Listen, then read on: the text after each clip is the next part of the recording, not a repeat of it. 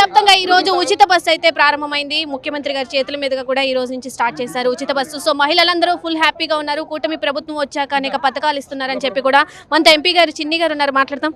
Sir చెప్పండి, మహిళలందరూ కూడా చాలా హర్షం వ్యక్తం చేస్తున్నారు. సో ఎలా అనిపిస్తుంది రాష్ట్రంలో ఒక కూటమి ప్రభుత్వం ఈ విధంగా ముందుకు వెళ్ళడం? ఇవాళ చంద్రబాబు నాయుడు గారు మహిళా పక్షపాతాన్ని మరొకసారి రుజువు చేసుకున్నారు. మేము కూడా కొంచెం ఇబ్బందిగా ఫీల్ అవుతున్నాం, ఎందుకంటే ఆయన అన్ని మహిళలుగా కార్యక్రమాలు చేస్తున్నారు. కాబట్టి తప్పకుండా మా మహిళామణుల ఆనందం చూడటమే చంద్రబాబు నాయుడు గారి యొక్క ముఖ్య కర్తవ్యం. కాబట్టి వాళ్ళ మహిళామణులందరికీ చక్కటి పథకం ప్రారంభించడం జరిగింది. మహిళలు ఈ పథకాన్ని ఉపయోగించుకుని ఉపాధి కల్పనలో కూడా ముందుండాలని మేమందరం ఆశిస్తున్నాం. ఎక్కడైతే మహిళలు ఆనందంగా ఉన్నారో ఆ కుటుంబం చాలా ఆనందంగా ఉంటుంది. మహిళలందరూ కూడా ఉమెన్ ఎంపవర్మెంట్ని గట్టిగా తీసుకెళ్ళి ఆంధ్రప్రదేశ్ రాష్ట్రం మహిళలలో మహిళామణులందరూ కూడా ఆంధ్రప్రదేశ్ రాష్ట్రాన్ని 2047 స్వర్ణాంధ్ర చేసే కార్యక్రమంలో ముఖ్యమంత్రి గారి కార్యక్రమంలో మీరందరూ ఇటువంటి పథకాలు ఉపయోగించుకుని ముందుండాలని మా మహిళామణులందరికీ తెలియజేస్తున్నాం. వాళ్ళ ఆనందం చూస్తుంటే నిజంగా చూస్తే విజయవాడ నగరంలో ఎక్కడికి వెళ్ళినా మహిళామణులు వచ్చి ముఖ్యమంత్రి గారికి ఘన స్వాగతం పలికారు. ఇక్కడ కూడా చూస్తే ఆయన ప్రసంగం కానీ, పవన్ కళ్యాణ్ గారి ప్రసంగం కానీ, లోకేష్ గారి ప్రసంగం కానీ చూస్తుంటే కేరింతలు పెడతా ఆహ్వాదిస్తున్నారు. కాబట్టి తప్పకుండా ఇవాళ ఆంధ్రప్రదేశ్లో మా మహిళామణుల యొక్క కళ్ళల్లో ఆనందం చూడటమే మా ముఖ్యమంత్రి గారి అయితే హైదరాబాద్లో కానీ కర్ణాటకలో కానీ చాలా గొడవలు అయితే జరిగినాయి, దీన్ని ఆపేయాలని చెప్పి కూడా చెప్పడం జరిగింది. మరి అలాంటి ఘటనలు ఇక్కడ జరగకుండా ఎటువంటి చర్యలు తీసుకుంటున్నారు మహిళలు?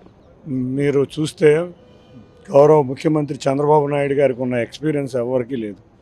ఏ పథకం ప్రవేశపెట్టినా దాన్ని ఆయన అన్ని రకాల చెడు ఏముంది మంచి ఏముంది అనేది ఆలోచించి ఎక్కడ ఇబ్బంది పడుతున్నారు మిగతా రాష్ట్రాలని కూడా ఆలోచించి మేము ఈ పథకం ప్రవేశపెట్టడం జరిగింది. 11,000 బస్సులు ఆర్టీసీ బస్సులు ఉంటే 8,500 బస్సులు ఇస్తున్నామంటే మేము ఈ పథకం ఎక్కడ ఇబ్బంది లేకుండా ముందుకెళ్ళాలని అదేవిధంగా చేస్తున్నాం.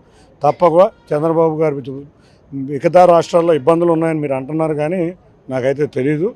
మాకైతే మాత్రం ఇప్పుడు దాకా మొన్నే చూసాం, తల్లికి వందనం ద్వారా ప్రతి ఇంటికి ప్రతి చదువుకునే వ్యక్తికి డబ్బులు వేసాం. ఒక్క చిన్న ఇబ్బంది కూడా కలగలేదు. అదేవిధంగా ఈ పథకం కూడా ఇబ్బంది లేకుండా కొంతమంది కుట్రలు చేస్తున్నారు. ఈ కుట్రలన్నీ ఛేదించి మా మహిళామణులు తప్పకుండా ఈ పథకాన్ని ఆస్వాదిస్తారని అనుకుంటున్నాం. ఫైనల్ గా ఆటో వాళ్ళు కూడా మాకు న్యాయం చేయాలని చెప్పి వాళ్ళు కూడా నిరసనలు తెలియజేస్తున్నారు. మేము నష్టపోతామని వాళ్ళు చెప్తున్నారు. సో వాళ్ళకి ఎటువంటి భరోసా కల్పిస్తాం? ఆటో వాళ్ళు ఎక్కడ నిరసనలు తెలియజేయట్లా, వారి యొక్క రాబోయే విషయాలను వారు ఒక మెమరాండం ద్వారా ముఖ్యమంత్రి గారికి ఇద్దామని అనుకున్నారు. పొద్దున్న మేము కూడా విజయవాడ నగరంలో ఉన్న ఆటో యూనియన్లందరినీ మాట్లాడాం. కూటమి ప్రభుత్వం చాలా అద్భుతంగా ఉంది, కానీ మాకు ఇప్పుడు వ్యాపారంలో కొంచెం ఇబ్బంది అవుతుంది అంటే ఎవరూ చెప్పకముందే గౌరవ ముఖ్యమంత్రి గారు స్టేజ్ మీద నుంచి ఆటో కార్మికుల సమస్యలు తీర్చే విధంగా సబ్ కమిటీ వేశాను. త్వరలో కాదు అతి త్వరలో వాళ్ళకి ఒక మంచి ప్యాకేజ్ కూడా ఇవ్వబోతున్నాం అని చెప్పారు. కాబట్టి ఆటో కార్మికులకు అందరూ కూడా ఎవరు ఇబ్బంది పడాల్సిన అవసరం లేదు. మీకు అతి త్వరలో కూడా మీ ఎటువంటి ఇబ్బంది లేకుండా ఈ పథకం ముందుకెళ్తుంది.